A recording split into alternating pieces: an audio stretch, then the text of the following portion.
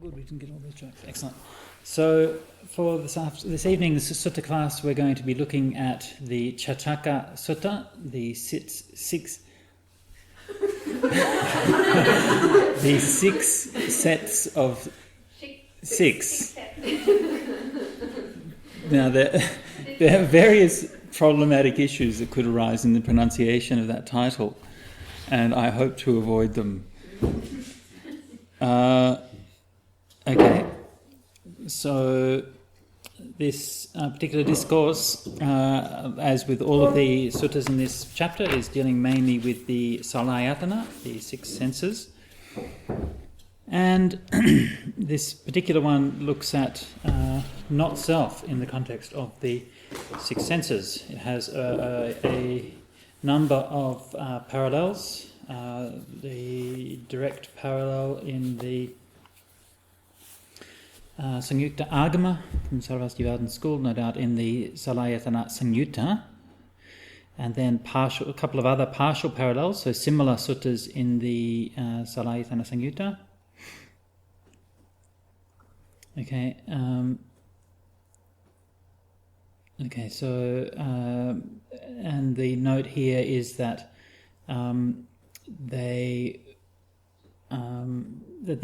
this parallel here is that there's a series of short discourses, each of which has just one aspect of the sutta given in the Chattaka Sutta. So in other words, it looks very much like you have probably the same sutta and you kind of split it up into bits and then you call it a bunch of different suttas. And the kind of the highly analytical and systematic style of some of these suttas lends itself to that kind of changes. Also a couple of Sanskrit fragments, as usual, the Sanskrit fragments from the Samyukta Agama would also be, I'm not sure if it's in Bamiyan, it might be Mahasangika. Usually these are Sarvastivadin, Turfan, so a couple of, and a parallel also in Tibetan.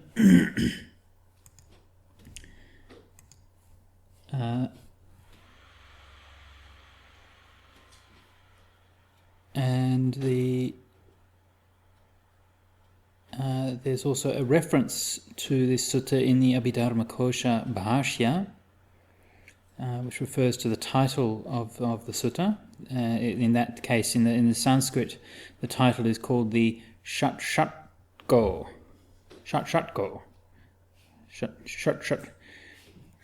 The Shat-Shat-Go Dharma Paryaya.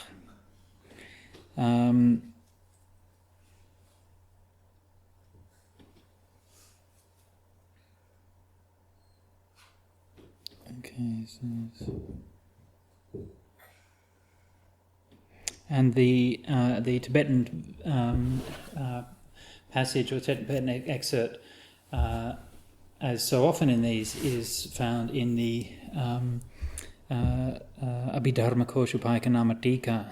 So this is as part of a collection of sutta passages which were referred to in the classical Abhidharma text, the Abhidharmakosha. And it's something we've referred to a number of times, but what happened is that in around 400 and something, the great teacher Vasubandhu wrote his text, the Abhidharmakosha, with his own commentary on it. And in that text, which was a summary of the entire Abhidharma system from the Sautrantika or Sarvastivadin Sautrantika point of view, he referred very frequently to the suttas, and usually just by referring to them by title or by quoting a short phrase or just by saying, you should see it all as in the sutta or something. And then a few hundred years later, an author called Shamatadeva, if I remember correctly, collected all of the relevant sutta passages that were referred to and translated them all into one book. And that was then translated into Tibetan, and that's one of our main sources of the early suttas that we find in Tibetan, since they don't have the full early collections.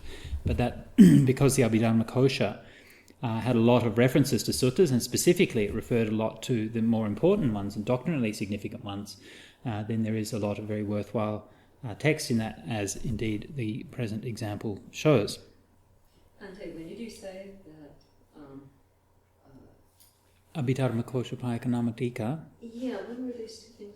When was it written was it translated into Tibetan? Ah. When was it all collected? Yeah, look, I'm not sure. I think it was roughly 7th, 8th centuries. I can't remember 100% the. Can't remember 100% the exact textual details. Probably Analio would discuss that more in his introduction and give more accurate data than I can give off the top of my head. Okay. Yeah.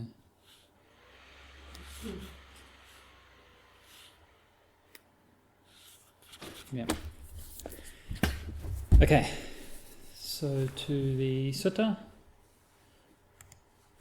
So I heard on one occasion the Blessed One was living at Savatthi in Jeta's Grove and Atapindika's park. There he addressed the bhikkhus thus: "Bhikkhus, Venerable Sir," they replied, the Blessed One said this: "Bhikkhus, I shall teach you the Dhamma that is good in the beginning, good in the middle, and good in the end. With the right meaning and phrasing, I shall reveal a holy life that is utterly perfect and pure, that is the 6 sets of 6. Listen and attend closely to what I shall say." "Yes, Bhante," the bhikkhus replied, and the Blessed One said this. So this is a somewhat more elaborate introduction than we normally find in most of the Majjhima Nikaya suttas. Usually the Buddha just says, "I'll teach you the Dhamma, please listen and attend closely," whereas here he's bringing in a standard phrase for the description of the Dhamma: beautiful in the beginning, beautiful in the middle, and beautiful in the end, Adi Kalyanam, and so on. And so it seems to be stressing the significance of the current discourse.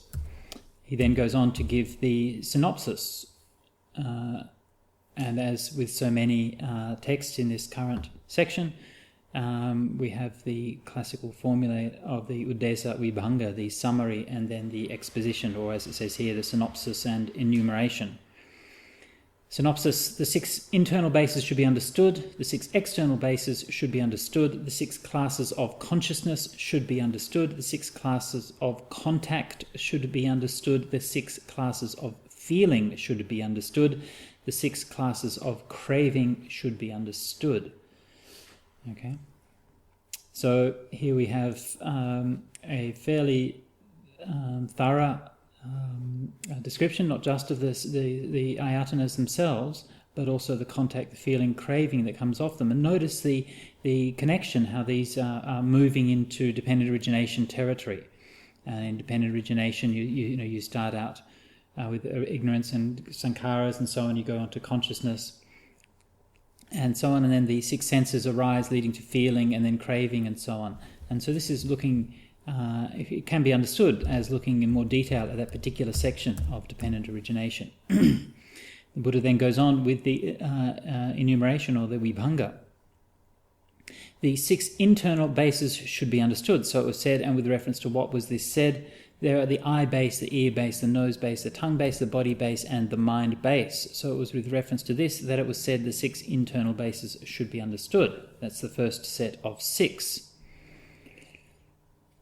And so notice the use of the 6 sixes, so that's what the 6 sixes refers to, of course, is these 6 sets of 6, and very useful as a mnemonic device. Yeah, you can remember, hang on, I've got 5 of them.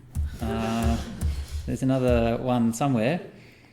Okay, so the 6 external bases should be understood: the form-based, sound-based, odor-based, flavor-based, the tangible base, and the mind object base. So there's reference to this that it was said the 6 external bases should be understood. This is the second set of 6. So of course that's just the objects of the senses. Next, the 6 classes of consciousness should be understood. So it was said with reference to what was this said, dependent on the eye and forms, eye consciousness arises. Dependent on the ear and sounds, ear consciousness arises. Dependent on the nose and odors, nose consciousness arises. Dependent on the tongue and flavors, tongue consciousness arises. Dependent on the body and tangibles, body consciousness arises. Depending on the mind and mind objects, mind consciousness arises. So it was with reference to this that it was said the 6 classes of consciousness should be understood. This is the third set of 6. And so here, of course, the standard analysis of the arising of the 6 kinds of consciousness in dependence on the internal and external senses, and notice how with this exposition moves from a more or less straightforward statement of what there is the I and there is the forms and so on, and now we're moving to a statement of a relationship between them. Okay, so it's becoming more evolved or more complex, becoming richer as it moves along. It's not just listing the kinds of consciousness, but it's looking at the relationship between the consciousness and the former things that we've looked at. And so in this manner of exposition is not just a mode of teaching, but it's also a mode of meditation. And when you're developing the meditation, insight meditation on these things, this is also how you should move, from seeing the simple things, the reality of the eye and the forms and the ear and the sounds and so on, towards deeper and deeper levels, seeing the connection between these things, how consciousness arises, and even more connections, as we're going to see later on in the sutta. Of course, it should go without saying, but probably does need to be said, that consciousness is always dependent. And I find myself continually be amazed by the lengths at which people bend over backwards to find unconditioned consciousness and all of these kinds of things in the Buddha's teachings, when the Buddha's clearly, he was at every possible opportunity was saying consciousness is dependent. Look at it. This is where is this? Is unconditioned consciousness? It's all conditioned. So this is the ordinary, everyday presentation of consciousness in the suttas. So the next one, the 6 classes of contact should be understood. So it was said, and with reference to what was this said, dependent on the eye and forms, eye consciousness arises. The meeting of the 3 is contact. Depending on the ear and sounds, ear consciousness arises. The meeting of the 3 is contact. Depending on the nose and odours, nose consciousness arises. The meeting of the 3 is contact. Dependent on the tongue and flavours, tongue consciousness arises. The meeting of the 3 is contact. Depending on the body and tangibles, body consciousness arises. The meeting of the 3 is contact. Depending on the mind and mind objects, mind consciousness arises. The meeting of the 3 is contact. So it was said with reference to that it was with reference to this that it was said the 6 classes of contact should be understood. This is the 4th set of 6. Okay, so again, things becoming more complex as we're going on. We can easily enough understand what it is for, to talk about the eye and sights and things like that. Eye consciousness, visual consciousness, yes, we can get, that's becoming much more subtle. But then this idea of contact also becoming even more subtle still. And the phrase that it's using here is this, Dhyana Sangati Passo, and the coming together, the Sangati Passo. And the reason I give you the Pali there is because I think the Pali in this case is quite interesting. It says that like the coming together of the 3, but the word here, gati, is from the root to go, and the sang is together, so Sangati, almost literally like to going together or to rolling together. When they flow on together, something like that. So yes, it means that they've come into one place at one time, but it's a functional or a dynamic state. It's not like a gati of they're all sitting down in the same room together, but it's a gati, they're actually coming together.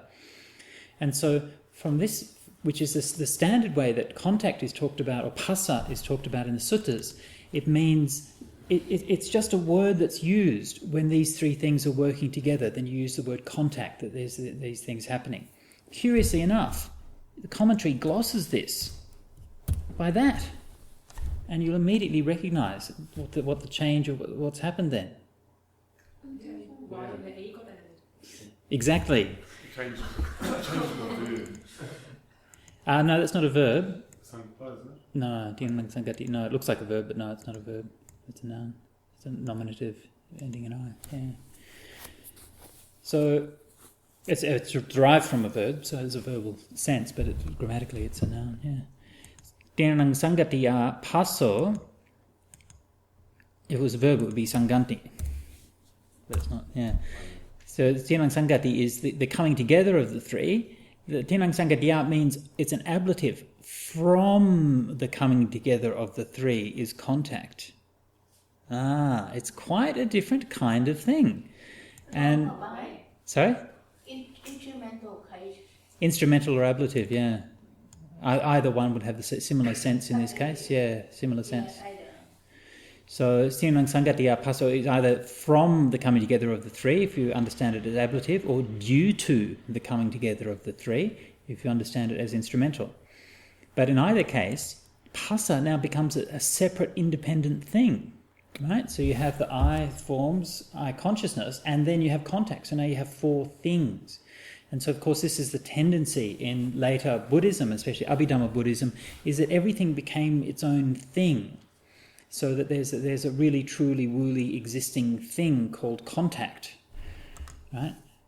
Whereas according to the suttas, contact is more like a function. It's just like when these things are working, that's what happens. So contact is a word you use to describe what happens.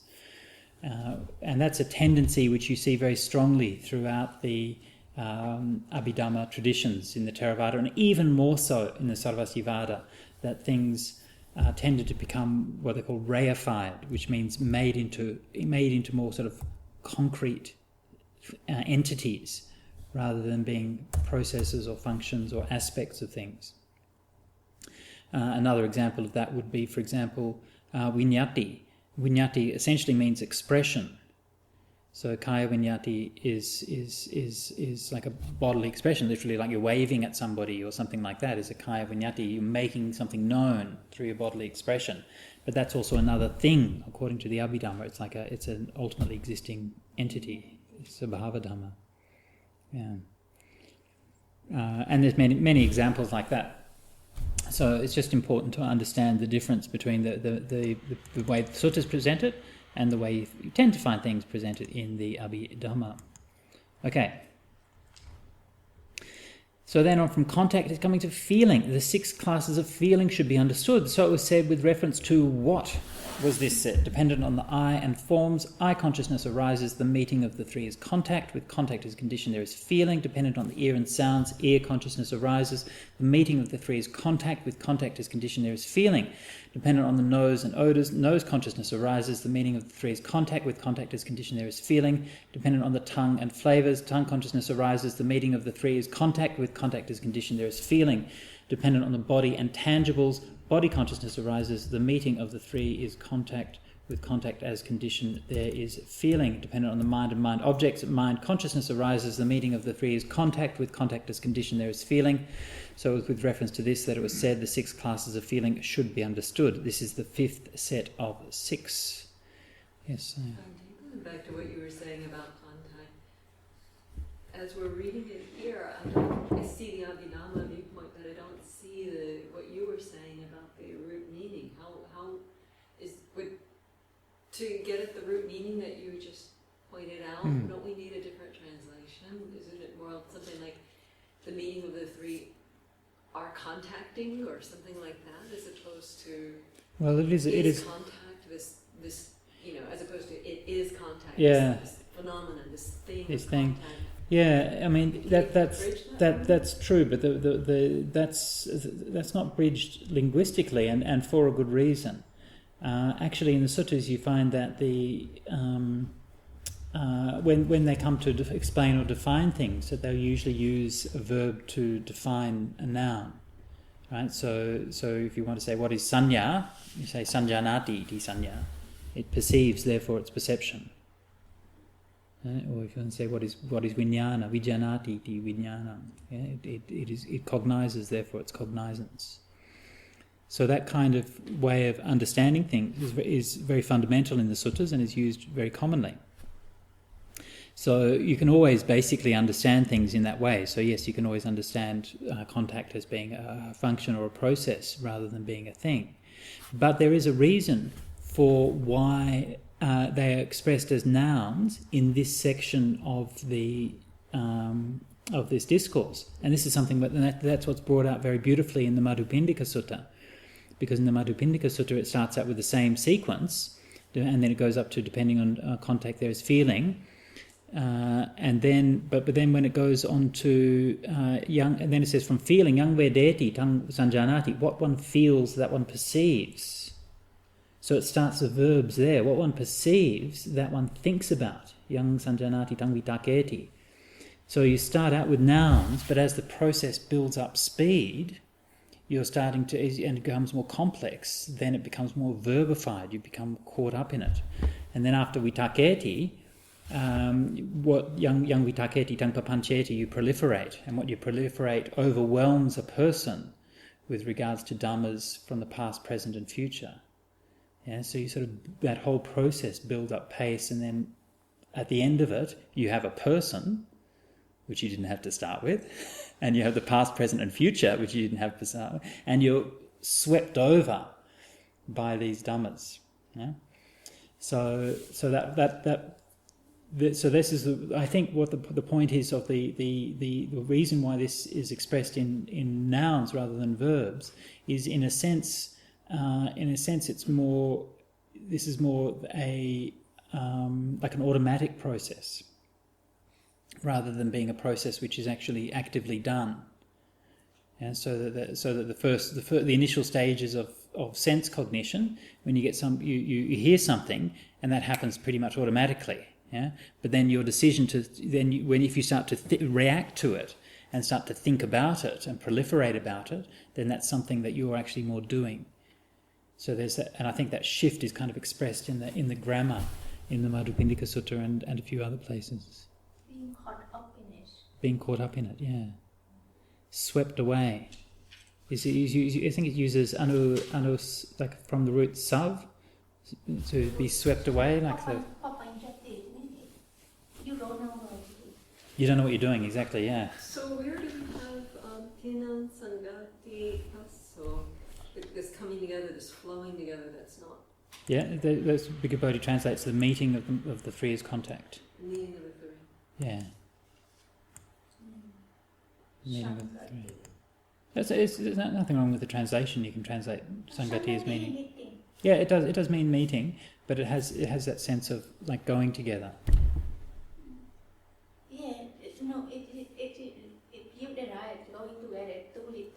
I know. I'm not suggesting it be translated that, but it's just it's just a connotation.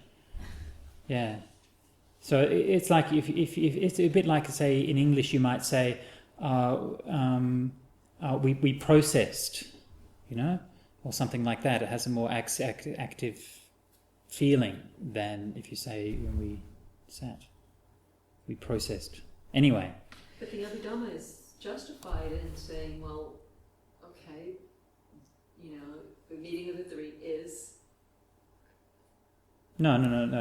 What the Sutta says is these three things comes together, that's contact.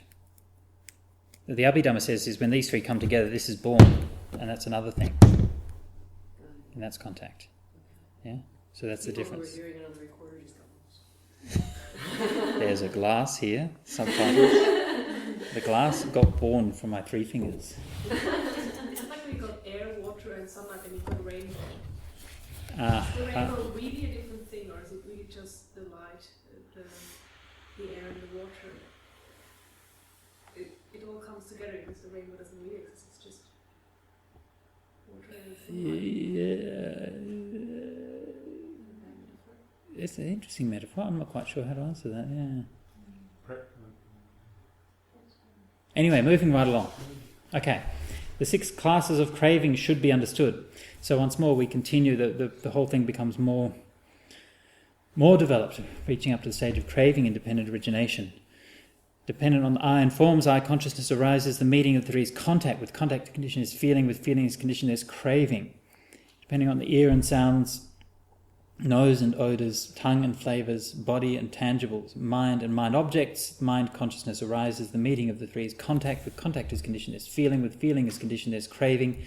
So with reference to this, that it was said the 6 classes of craving should be understood. This is the 6th set of 6. Okay, so that's the basic exposition of the 6 sixes, and I'll just pop over and have a look at the comparative study and see what we have here from Venerable Analayo's analysis.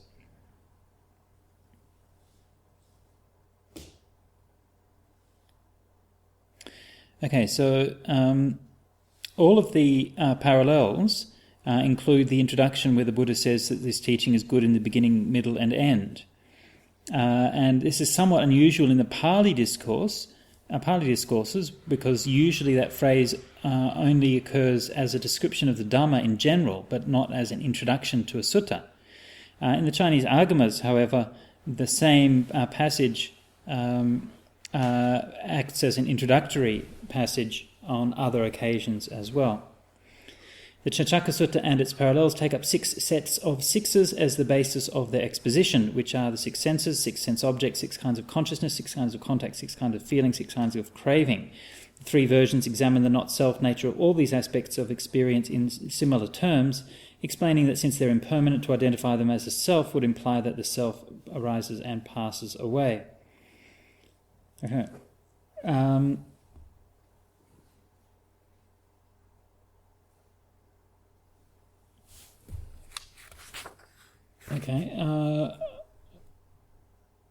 Okay, so the next bit is now talking about the next part of the sutta, so I'll leave that aside and go on and read the sutta. Back to the sutta again. So then we go on to apply the basic exposition that we've looked at previously to the understanding of not-self. Now again, notice how the structure of this sutta is almost like an exemplary display of how to go about vipassana meditation. We've started out with the analysing or looking at those things that are very simple and immediate and present, the I and the forms and these things which make up our experience in the most immediate way. Gradually, we're looking more and more at the complexity of that process, the consciousness that arises there, the contact, the way these things always work together, the way that they don't just sit there, but they lead on to other things, feeling and craving and so on. And so that whole analysis that we've read up to so far of the 6 sixes is talking about a development, a deepening of vipassana meditation into the 6 senses. And now, at this stage, is moving to an even deeper level of the vipassana meditation, is the understanding in terms of not-self. The not-self understanding of things is implicit in the previous analysis, but it's now being made explicit. So this form that the meditation is following follows along with the 3 kinds of parinya, which the commentaries talk about very frequently, and the the tirana. Forgive my lack of proper diacriticals, but the tirana, I think it's, isn't it? Tirana parinya, something like that. And then the that's the second one, I think. First one is the Jnata Parinya, I think. If I've got the names right.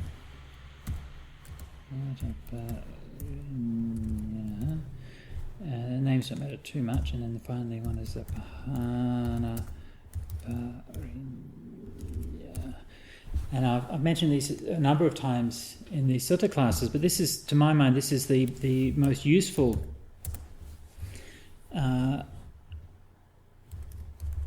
very sort of brief analysis of how insight happens, or the course of insight.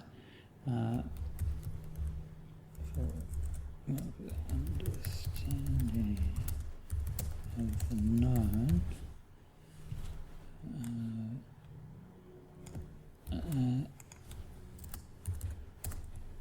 And even though this particular framework is mentioned explicitly only in the commentaries, as we see with the current sutta, it's actually implicit in the structure of the sutta. It's one of the cases where the commentaries have kind of abstracted a general course of things from the principles found very frequently in the suttas, but not formulated as such, through scrutiny.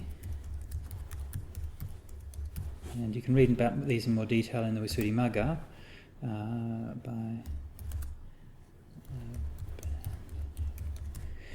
and so what these 3 refer to as 3 stages in developing vipassana meditation. Parinya is full understanding. Jnata means what's known.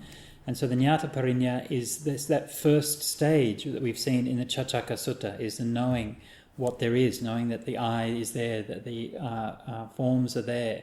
It's looking directly at what is in front of you and seeing and perceiving directly what you experience. The Tirana Parinya is the scrutiny in terms of anicca dukkha anatta, impermanent suffering and not self.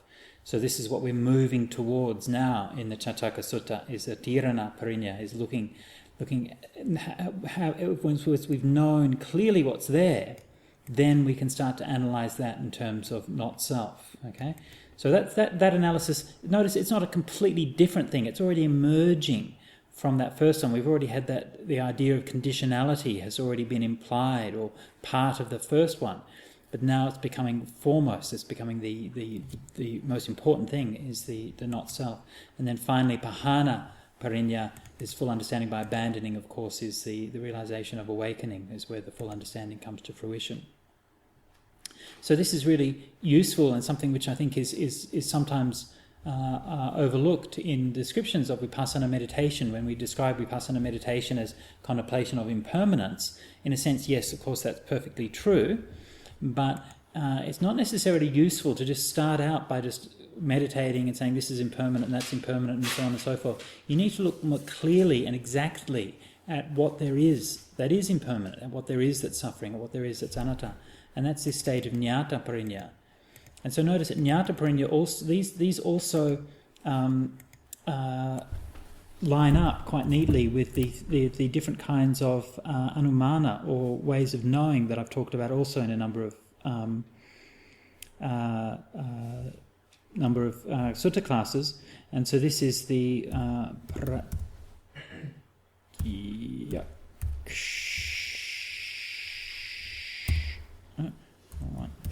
Pratyaksha. This is the direct knowing. So this is how you know that, right? So you know that this cup is there by looking at it, right? No one's going to tell you that it's there. You don't have to infer anything like that. You just know that it's there. And then the second kind of pamana is the pratyaksha, and how do they call it? They call it anvaya? No, anumana, I think they use. Anumana is usually the word they use. So anumana is through inference. So the understanding of the three characteristics, and this is something also which I think is often misunderstood. The understanding of the three characteristics is primarily known through inference, and at a deep level is always known through inference. And people very often think, Vipassana meditation is always just Jnata Parinya. It's just you see what's there, but you can't see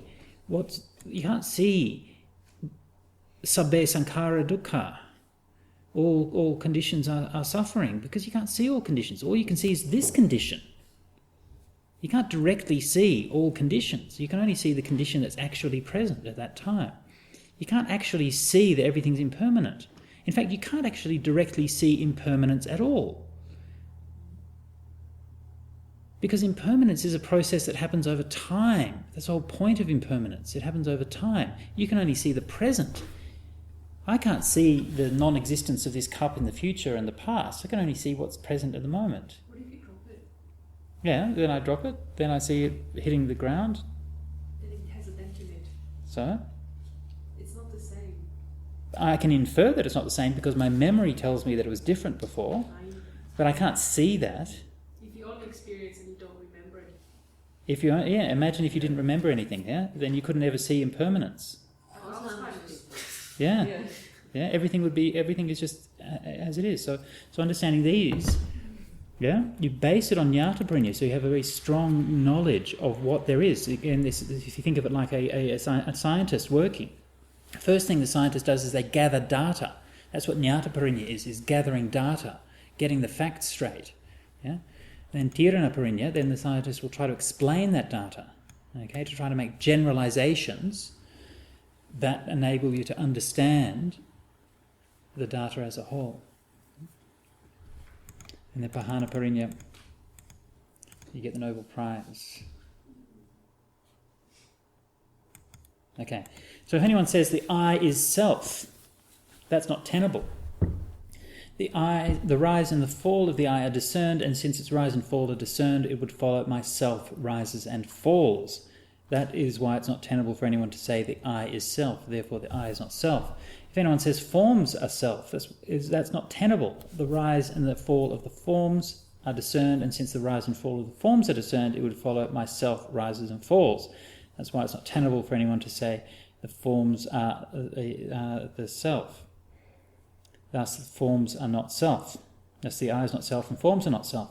And then the similar analysis is then continued on through the other aspects through to craving, and then followed through for the other senses. And again, the fact that it's a fully spelt out. Also, this is also part of the instructions for vipassana meditation.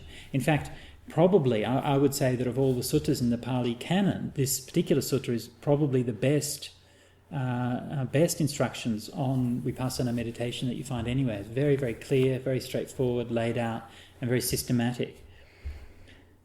So, so when you systematically go through all of those things, and of course in this case is your because of your scrutiny, your tirana. So notice how it's explicitly using this kind of inference, this anumana inference. Pataksha is direct perception.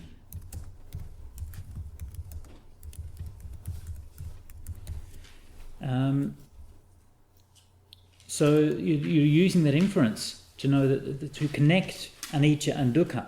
Sorry, in this case, anicca and anatta. Yeah, and so these here the three characteristics are being linked up as they are in various ways in the canon. So I'm interested here. It's also very clear in the way that they emphasise the define that the Hata is, like the indivisible, immortal soul type thing. Right. Quite clearly. Very clearly, yeah.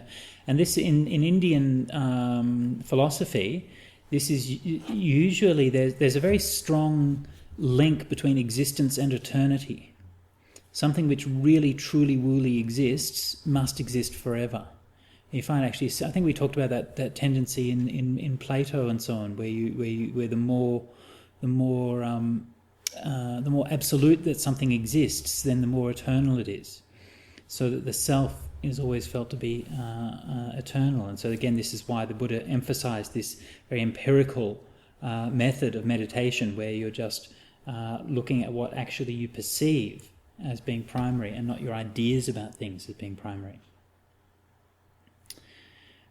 Okay, so now bhikkhus, this is the way leading to the origination of personality. Okay, so the word for personality here is sakkaya, I think. Should double check that.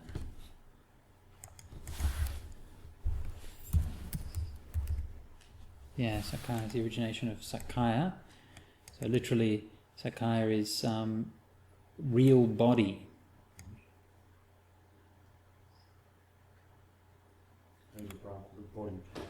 Body plus.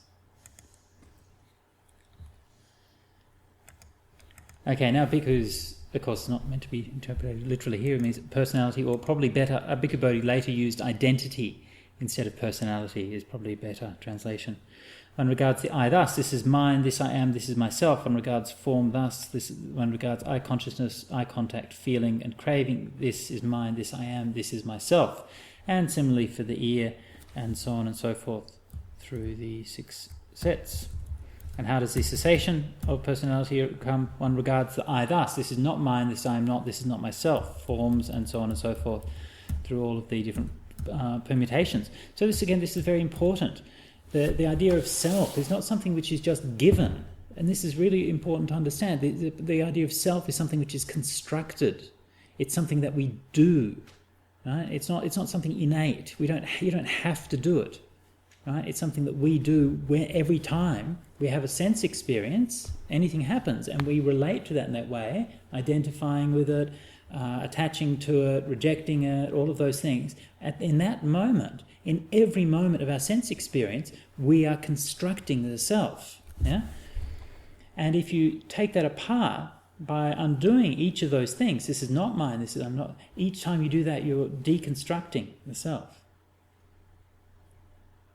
It's very important to understand this, because this idea of not self is sometimes, it's obviously it's a very complex thing, and sometimes seems to be too kind of exalted to get a grip of what it actually means. But if we understand that at every sense moment, every sense consciousness, we are building ourselves, we're actively doing it, it's what we do. Yeah? Sankharas, thinking, yeah, me, mine, I want, yeah?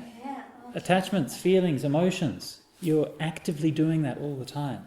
And it's a lot of work. You work with your idea about one trail Yes. And it's a really, And it's exhausting. Yeah. that's really terrible feeling. Yeah. With your thinking ability. Yeah. What if you're sleeping? If you're sleeping, though, you're not doing it so much. But you still exist. Well, kind of. Yes. You kind of. Yeah, kind of. Yeah, you're still existing. But you don't remember that you existed. Shankaroti in your Pali or Shankaroti. Constructing. Constructing, yeah. Yeah, building work. The inner Patrick. Okay, underlying tendencies. Ooh, okay, depending on the I and forms. I consciousness arises, meeting with three is contact with contact. There is a feeling felt as pleasant or painful or neither painful nor pleasant. So now we're going into more detail. Again, notice how this whole thing, you're going over the same ground again and again and again, deeper and deeper, and finding new nuances in it. Pleasant or painful or neither painful nor pleasant. When one's touched by the pleasant feeling, if one delights in it, welcomes it, and remains holding to it, then the underlying tendency to lust lies within one. When one's touched by painful feeling, if one sorrows, grieves and laments, weeps, beatings one's breast and becoming distraught, then the underlying tendency to aversion lies within one. When one is touched by a neither painful nor pleasant feeling, if one does not understand as it actually is the origination, the disappearance, the gratification, the danger and the escape in regard to that feeling, then the underlying tendency to ignorance lies within one.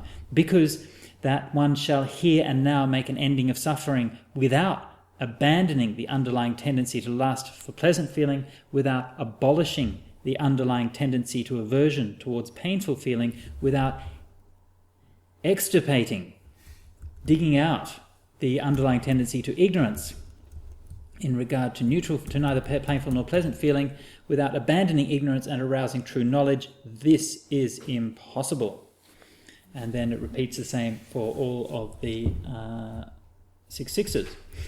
Now, again, getting even more complex and more powerful as the analysis goes.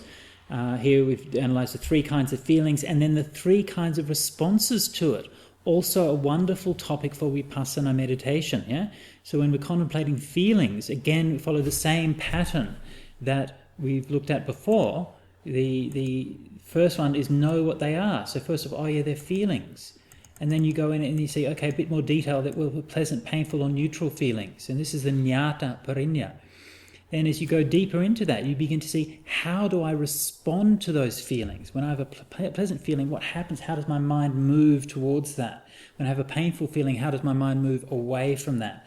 When I have a neutral feeling, how does my mind get bored and disinterested and fall asleep and not pay attention to that? Okay, and then here we're moving into the dhyana parinya, is the deeper understanding of understanding the nature of things through an inference or through understanding the general principles of them. And here, discerning the pattern of behavior, the pattern of reaction. Yes, patterns of reaction, yeah, conditioned behaviour. Yeah, the conditioning. Yeah. So this one's very important, to notice how, of course, these 3 tendencies, the painful, pleasant and neutral feeling, are correlated with the 3 basic roots of defilements, greed, hatred and delusion. So pleasant feelings associated with greed, unpleasant feeling associated with hatred, and neutral feeling is associated with delusion, okay, and unknowing, okay. So, and of course the most interesting one and the most powerful one is the last one, is delusion, because it's when that unknowing can be flipped around and become true knowing, then that neutral feeling is no longer associated with delusion because you're falling asleep and being uninterested, but it's associated with true insight because you're seeing things clearly without pushing them and distorting them. The pain and pleasure always distort things. So if you see it completely neutrally, you see it as it is.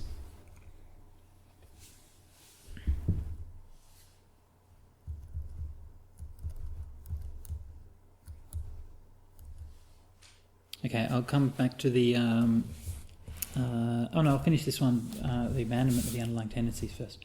Dependent on the I and forms, I consciousness arises, the meeting of the three is contact, with contact as conditioned as feeling, felt as pleasant or painful, or neither painful nor pleasant. When one is touched by a pleasant feeling, if one does not delight in it, welcome it, and remain holding to it, then the underlying tendency to lust does not lie within one. When one is touched by a painful feeling, if one does not sorrow, grieve, and lament, does not weep, beating one's breast and become distraught, then the underlying tendency to aversion does not lie within one. When one is touched by a neither painful nor pleasant feeling, if one understands as it actually is, the origination, the disappearance, the gratification, the danger, and the escape in regard to that feeling, then the underlying tendency to ignorance does not lie within one. Because that one shall here and now make an end of suffering by abandoning the underlying tendency to lust for pleasant feeling, by abolishing the underlying tendency to aversion towards painful feeling, and by extirpating or digging out the underlying tendency to ignorance in regard to neither painful nor pleasant feeling, by abandoning ignorance and arousing true knowledge, this is possible. And the same for the other sense bases. Seeing thus, because a well-taught noble disciple becomes disenchanted, nibbida, as we discussed the other day, with the eye, with forms, with eye consciousness, eye contact, feeling, and craving. He becomes disenchanted with the ear, nose, tongue, body, mind objects, mind consciousness, mind contact, disenchanted with feeling, disenchanted with craving, being disenchanted or disgusted perhaps, or repulsed.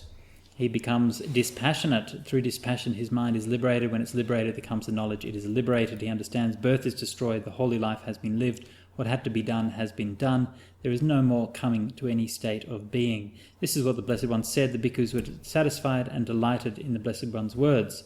Now, while this discourse was being spoken, through not clinging, the minds of 60 bhikkhus were liberated from the defilements.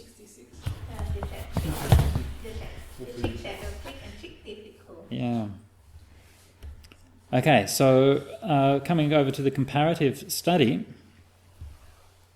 Can I So- see the Pali of the Sure. upper paragraph, the lying tendency not lie? I put down word translation, The underlying tendency part. not further. Uncertainty, maybe it's uncertainty here. Further down, yeah, maybe.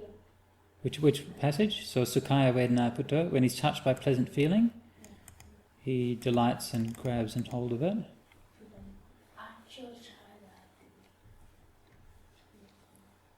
Ajhosayati today, yeah. That's a raga anusayo anuseti. The translation are not very accurate. Uh-huh. Which one is this? Is the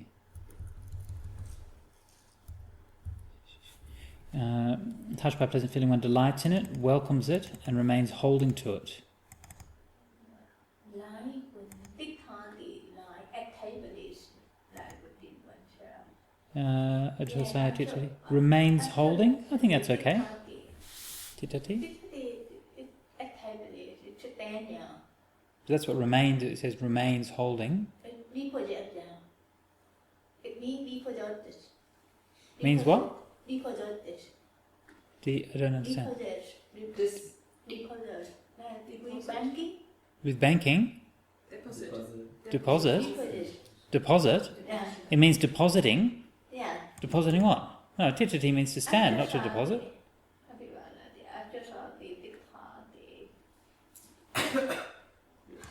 He remains holding to it. Perhaps remains is, perhaps would be he stays holding it, stands holding it.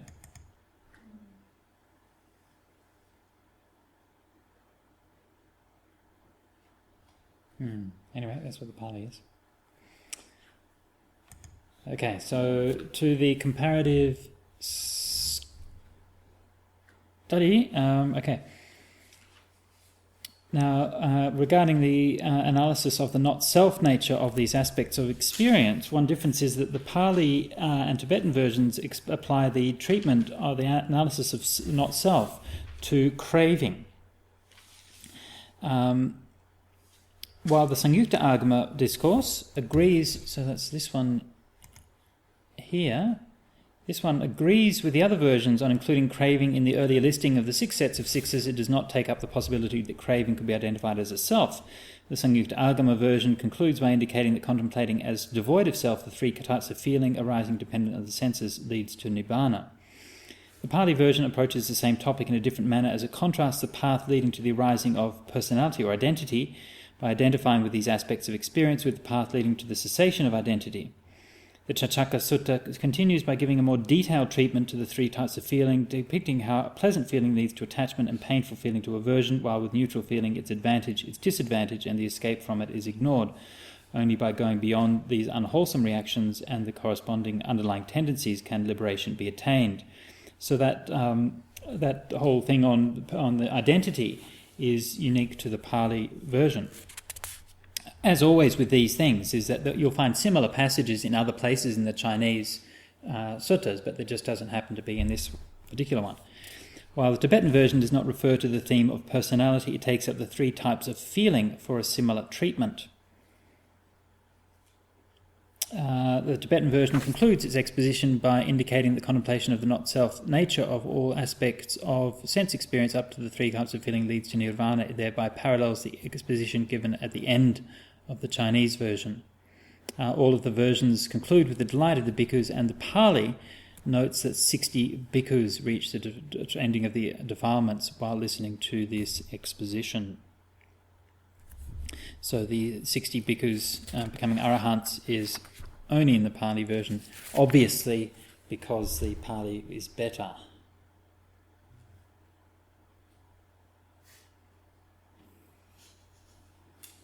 Do you think it's a tendency towards kind of a magical? In that case, probably, yeah. I mean, I think what it does indicate is that what you see with that, you could even suspect that with the very fact that in the Pali it's in Majjhima, whereas in the others it's in the Samyutta. So in other words, in the Chinese, in the Sarvastivadin, it was one of 100 suttas dealing with this topic, collected in the Samyutta Nikaya. So it's important, but nothing particularly special.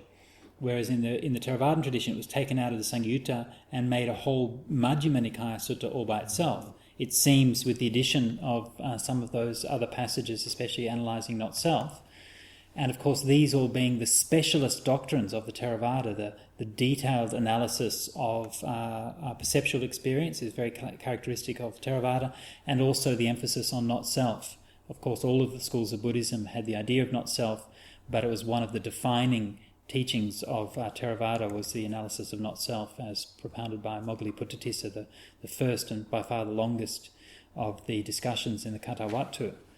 So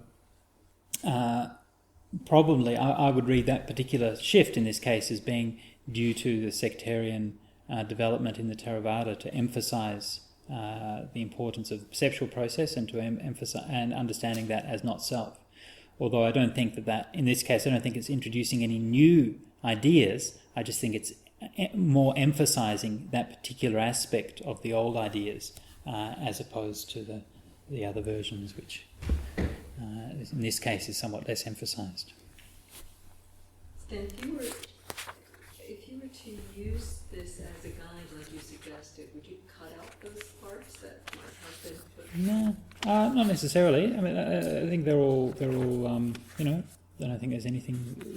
They're all things that are found many times in the suttas, and as I said, that pattern of way of doing things is, I think, very common actually in a lot of the longer discourses on dealing with vipassana topics.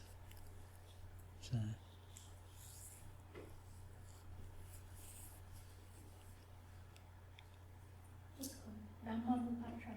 Dhammanupassana, yeah.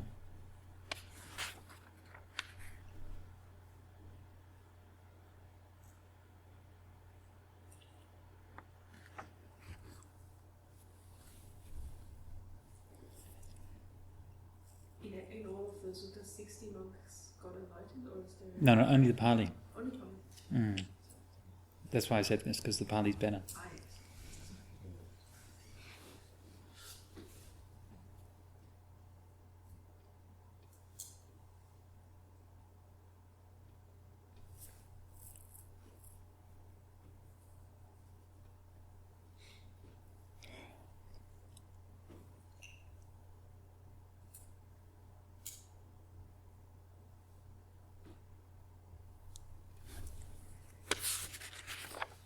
Okay, so Do you want to go over what it means to, you probably already have already, I'm not sure, but over what it means to understanding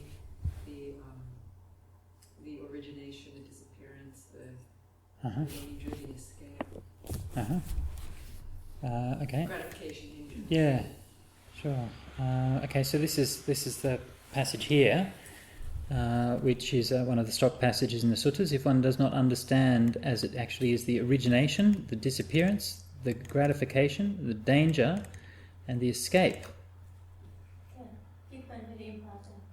So this is 5 aspects with regard to everything, and when one understands those 5 aspects, one's said to have fully understood something. Yeah? So the origination, what is the cause of something? Where does it come from?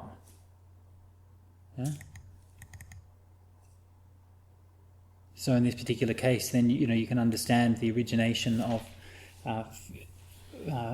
feeling. With the I and the forms and these kinds of things, and then giving rise to the feeling and so on. So you're looking at what is the origination of it. The disappearance of it is when something passes away. So when those conditions for something to be there are not there anymore, then that's the ending of it. The gratification, what is it that we like about it? What is that's actually pleasant about it? So obviously that's in different ways can be experienced. Yeah, asada, the sweet taste of something. Yeah? So Good flavor. good flavour, yeah.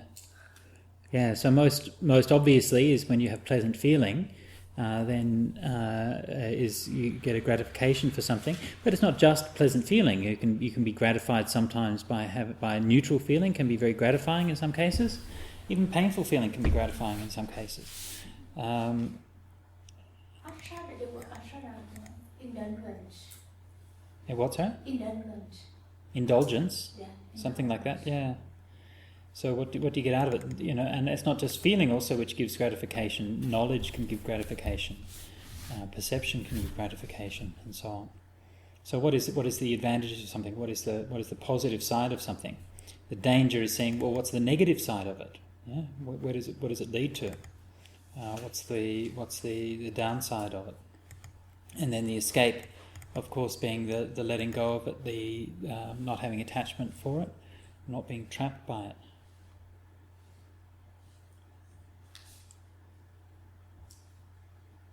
So I think this is actually really kind of important in showing that the whole kind of scope of the full understanding of something. Again, notice how that's not different to the threefold parinya that I talked about before. So you see the origin and disappearance of something is under the jnata parinya. The gratification and the danger can be understood here under the tirana parinya. Yeah, for example, that if you have a pleasant feeling, then the danger in that is the fact that it's going to be impermanent. So that's understanding in terms of impermanence. And then, of course, the escape from it is the same as the understanding by abandoning. So this is why I say with this kind of pattern, when you understand this pattern, you can recognize it again and again in the way that the suttas talk about the development of wisdom, the development of understanding. And to me, this is one of the very beautiful things about the suttas is that even though they present things in ways that might be very different in different contexts, if you understand the principles that underlie it, you can see these patterns and this commonality, and you realise that there's a common wisdom which is underlying all of these different things.